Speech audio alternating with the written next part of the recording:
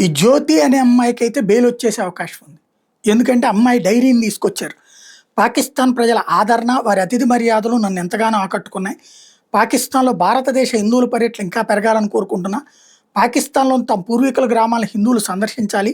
అక్కడ హిందూ ఆలయాలు, గురుద్వారాలకు సులువుగా వెళ్ళొచ్చే పరిస్థితులు రావాలి. 1947లో దేశ విభజన తర్వాత విడిపోయిన కుటుంబాలు మళ్ళీ కలిస్తే బావుంటది.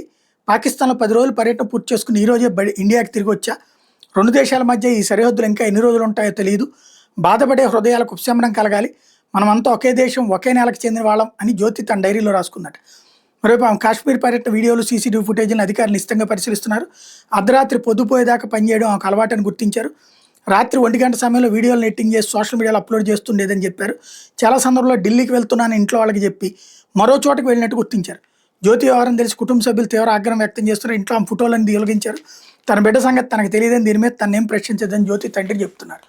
ముందు ఈ మ్యాటర్ చూస్తే కోర్టు ఈ అమ్మాయిని పాజిటివ్గా కన్సిడర్ చేస్తుంది.